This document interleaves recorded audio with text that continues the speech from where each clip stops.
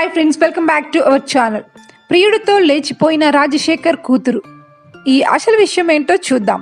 శివాత్మిక రాజశేఖర్ ఆ మధ్య విజయ్ దేవరకొండ తమ్ముడు ఆనంద్ దేవరకొండ హీరోగా వచ్చిన దొరసాని సినిమాతో తెలుగు ప్రేక్షకులకు పరిచయమైంది. తొలి సినిమా అనుకున్నంతగా ఆకట్టుకోలేకపోయినా నటిగా మాత్రం ఈ భామకు మంచి మార్కులు పడ్డాయి.